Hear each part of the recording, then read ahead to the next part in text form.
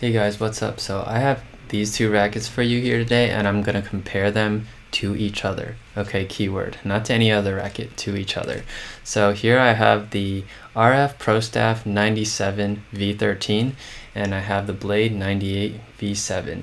So what I'm gonna do is I'm gonna put both the specs side by side later, and I'm gonna explain how each of the specs might affect the stroke, affect the ball coming off the racket and stuff like that. And then I'm going to say my opinion about who should use this racket, what kind of play styles and what kind of shots are easier or harder, and the pros and cons of these rackets compared to each other. So hope you guys enjoy. Don't forget, like and subscribe, watch till the end of the video. That'll really help me out for future stuff. Enjoy.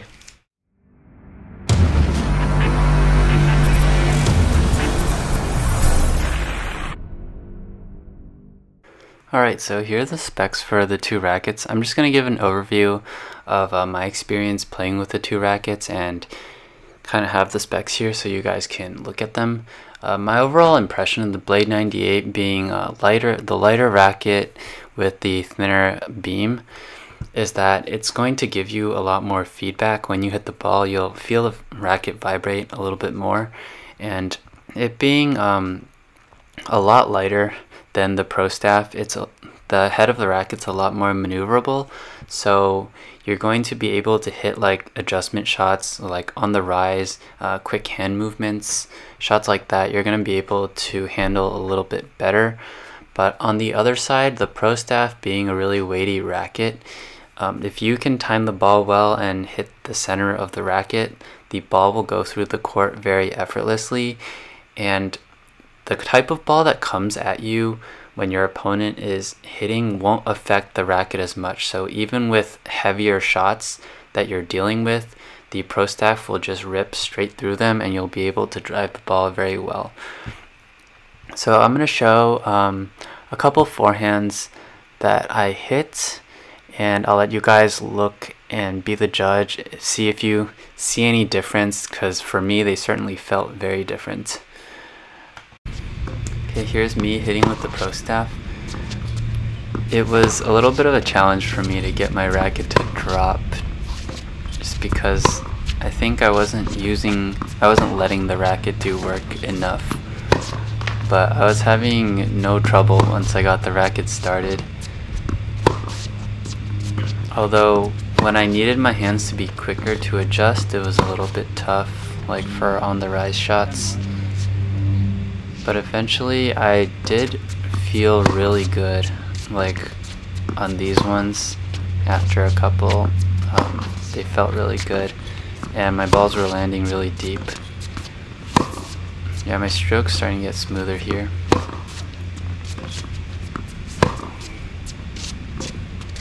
Yeah, this is my first time using the Prostaff, but I really liked it actually.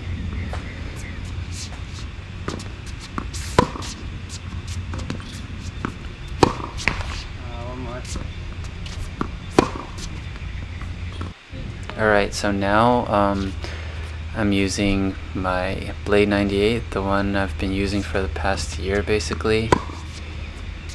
And I used it right after the Prostaff. I could immediately, like even that shot, see right next to the baseline, I could still kind of confidently swing through that shot.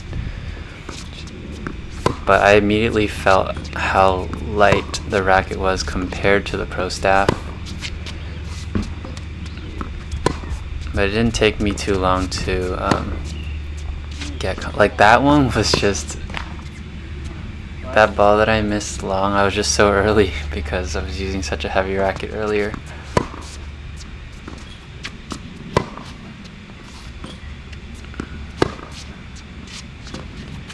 Yeah, the Prostaff kind of forces you to be smoother. You're not going to get anything out of it, but once you do, it feels great. This one's a little bit more all around.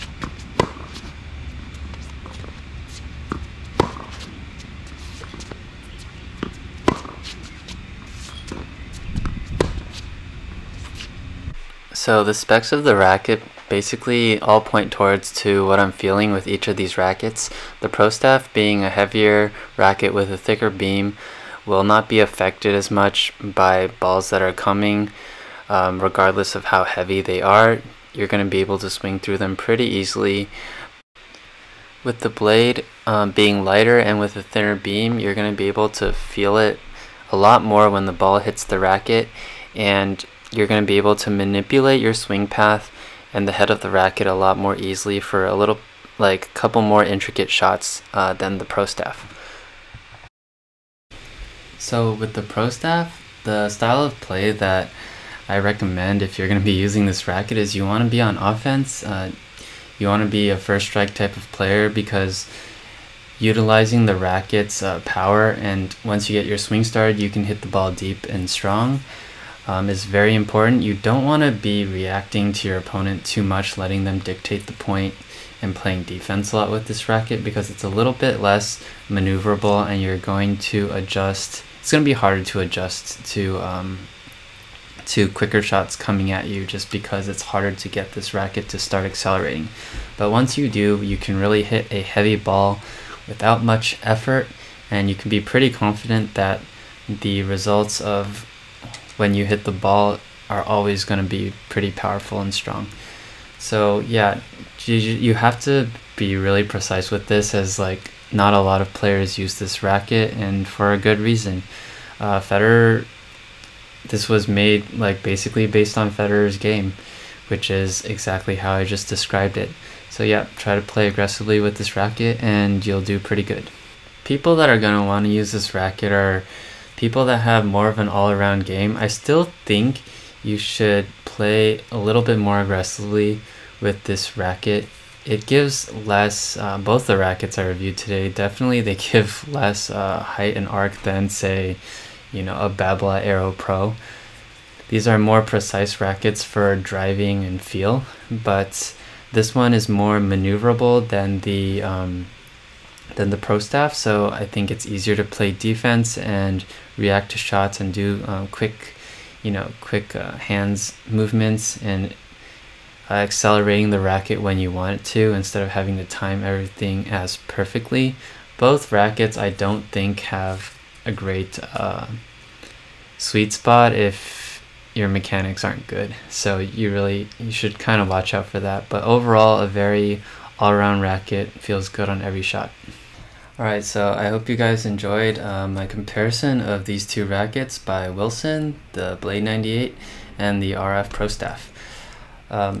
In my opinion, I think both of these rackets are for more advanced players. The sweet spot is not very forgiving, and it's going to feel stiff to a lot of people out there, especially the casual players. So I think in like USTA terms, 5.0 or over, probably use a racket like this.